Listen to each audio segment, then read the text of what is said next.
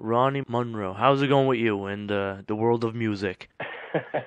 Well, I'm doing pretty well. There's a few things to talk about, I guess. I think you've probably heard about the reunion show with Metal Church on the 70,000 Tons of Metal cruise. That's going to happen. Also, I've been working with a band called Firewolf. We're actually in the process of finishing up a CD with them. We're just looking at a couple different labels, finding out who we're going with, and put out a couple videos on my own solo stuff from Lords of the Edge. And I'm just trying to survive, man. How do you think the world of music now, is going? Because now you're doing stuff for YouTube instead of being released on TV, let's say. How's that working for you? Well, it depends on promotion, as we all know, Jason. I mean,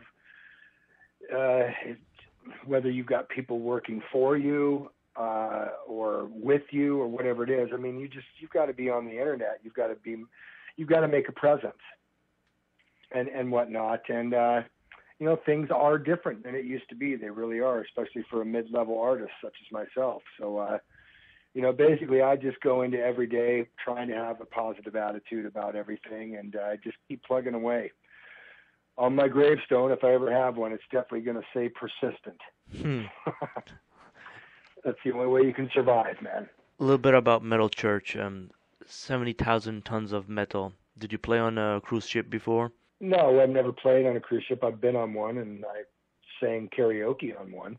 Of course. But that's as far as that goes. I actually won the karaoke championship on Serenade of the Seas a few years ago, which was kind of a joke, but it was still fun nonetheless. What do you think of a band, let's say, not that you're going to be playing drums and stuff there like that on a boat, but how do you think your band members are going to go about playing on it? Because I'm sure it's different than playing on a real stage. Well, you know what? I'm just up for different experiences, and I've played many stages throughout the world and whatnot, and playing on a boat to me is probably not going to be much different unless we sink. That wouldn't be too good. Let's hope that doesn't happen. But no, man, I live for the moment, Jason. Once we start that set, I'm sure everything will be fine. So basically, you're keeping busy in the studio, a part of life also, because you're got a new product coming out and all that stuff. How's Firewolf coming out with this album? The two guitar players, Paul Clough and Nick Layton, are very good writers, extremely talented musicians, and it's pretty much straight-ahead power metal with a little Euro twist to it, I guess we could say. But it's going quite well. We've been writing for a few months now, and it's another project that I'm have my fingers in, and it's music that I really enjoy. And we're just going to put the record out and see what happens. Try to go out and then do some touring, in between all the other things that I'm doing. Now, Lords of the Edge, your solo album, this is doing well, would you say? Like, lots of promotion being done on this, as it's well deserved? Yeah, it's doing all right.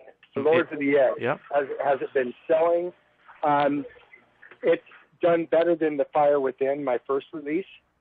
And actually, I say that I'm quite happy with where we're at. It always could be better, trust me, but I'm happy. And I'm going to actually be doing some shows in New York in November in support of Lords of the Edge.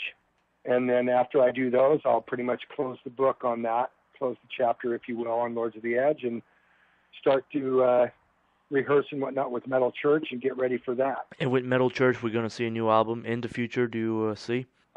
We'll see about that. Right now, we're kind of taking it one step at a time. The reunion, we'll do the boat shows there, actually the two shows.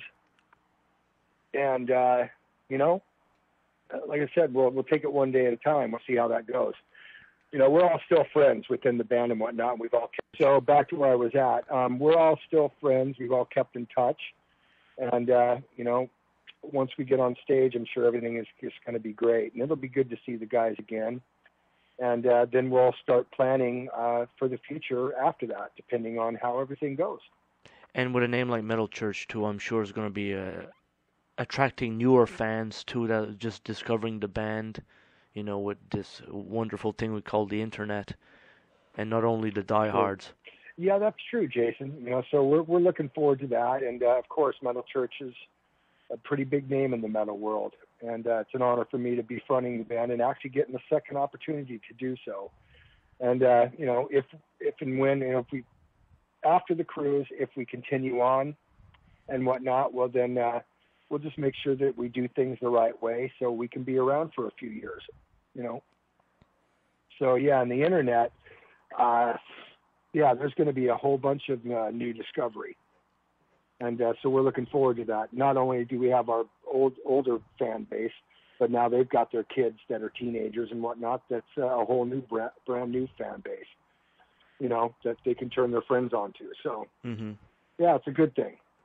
Let's say when you look at the world and, again, the subject of the internet, it's going to be as hard to discover bands nowadays, because it's a lot of bands coming out every day. On the internet. I don't know what's the list. How would bands today make it, Compared to the past? Well, I mean, there's still some of the basic rules that are still in place. I mean, you've got to treat your band like a business and, have more than one person on board with helping with the business. And especially now with the internet, I know of younger bands that they do treat their band as a business, and each guy in the band has a certain job within the internet, or with it be merch, promo, or whatever it is, and they take X amount of time out of their each day to promote their band and whatnot. So, it's basically just you've got to be a good band. Of course, you've got to have good songs, and you've got to get yourself a good following. And your fans can actually be the ones to put you over the top. That's why one of the main rules is that we try to live by as Metal Church, and myself even solo, is treat the fans with respect, always. Of course. Because the fans are what make you. Otherwise, you're going to be sitting in your bedroom making music for no one else to hear. And that's very well said, because the fans have to promote it too, because they're going to be filming the concerts with their little cameras, etc., and then promoting it, in some sense, to say, wow, look at this souvenir. Well, exactly, and all the more with that said, with flip shares and all these videos and your phones and all that, I mean, it's almost, you can't get away from somebody videotaping you. So you also have to treat the business as a business, even when you're performing live. It's not like it was in the 80s with guys just getting hammered drunk and hopped up on whatever and then getting on stage and trying to put on a good show and they sound like crap. Well, that's, for number one, that's disrespectful to your fan base, the ones that paid the tickets to see you. But also nowadays, you just really can't get away with that because somebody is going to have a camera on you. Let's talk about your website, let's say, for a second here. Do you think that building the website compared to concentrating on the Facebook, it's the same nowadays? Like, do you dedicate the same amount of time in between both? I do, yes. And I've also got some people from the label that help me run all my sites as well and do updates and things like that. But Facebook, of course, MySpace is dead. We all know that. I continue to have mine, though, just to have it, just in case, like a lot of bands do. Mm-hmm. But Facebook, it's been a great tool. But now, of course, I think you've seen this. Now they have features where you can pay money to be able to advertise to more people. So, that they're making money off of that. But also with that said, you do also have to be kind of careful on Facebook because, if you're always trying to pitch yourself or to, try to sell things to people and this and that, it can be a little overbearing. So, there's a lot of things out there, a lot of literature you can read about how to handle Facebook. It's a good tool, but you also don't want to oversaturate because like anybody else, if you oversaturate, people are going to start to ignore you. Oh, yeah, because, you don't want to push too much stuff to the people every day. Yeah, you want people to know where you are and what you have and this and that. But if you're overbearing, then you're going to turn people off to you, and then they're just not going to be listening anymore. So you got to be careful with that. And let's say for Still Alive, the promo video you've done, this is purely for YouTube, and then no more Like no other video outlets is playing this. Like it's only released on YouTube and on your website. Is this it? Yeah, that's all that's at. And I mean, for people, if they want to share it, or if somebody wants to take the video and put it on Vimeo or one of the few other sites that are out there, then that's fine. But I was just kind of, for me, it's a song it's about a positive message and whatnot. And I just was feeling one day that I felt like putting something nice for people to listen to out there, and considering all the crap that's going on in the world.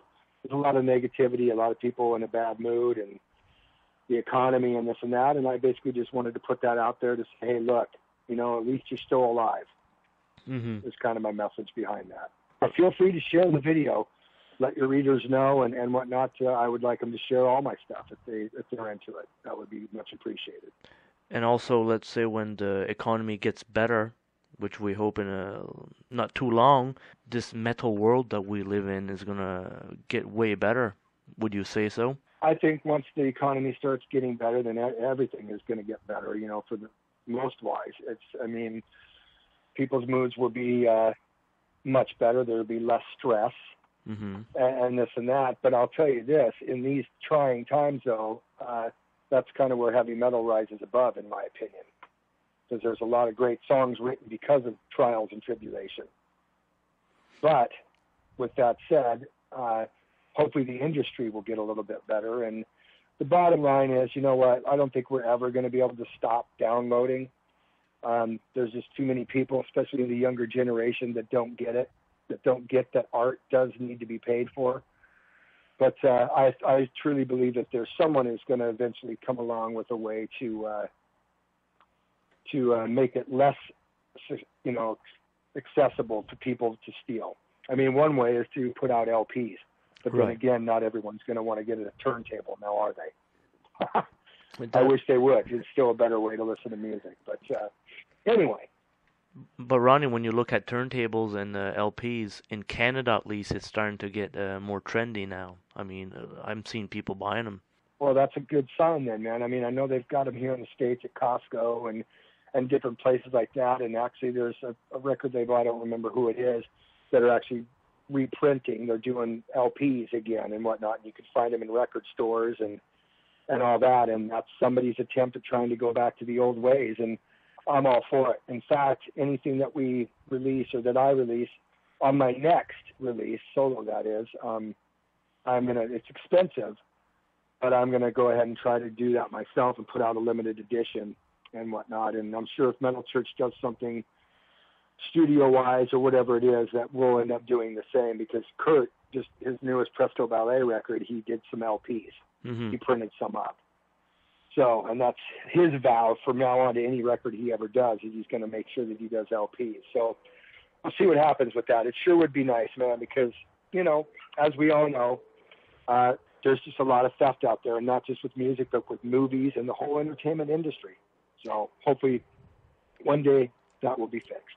And when you look at the art of autographs, record albums autograph versus an MP3, how do you autograph an MP3? So that's the question there, Exactly. And, I'm old school, man. I remember waiting outside Tower Records, in a long line of people, waiting for the newest Dio or newest Kiss record to come out. And everybody would be, we're all standing in the line, partying, laughing, having a great time, waiting for that midnight to strike and the door to open, and then you go in and buy it. You take it home and open it up, and you get to read the liner notes. You see the great artwork. You get a free poster inside. It's just, nowadays, there's no mystique at all. And that's great for somebody to go ahead and buy one song if that's the only song they like. But come on, you can actually now preview every song in an album almost. And anyway, I could talk about this for hours. It's a continuous loop of never-ending, not good there you stuff. go. It's a good way to put it, Jason. It is. Well, Ronnie, been a pleasure talking to you once again, and we'll talk again in the future when we got some more news, for sure. Right. All right, I appreciate it, Jason, and you take care.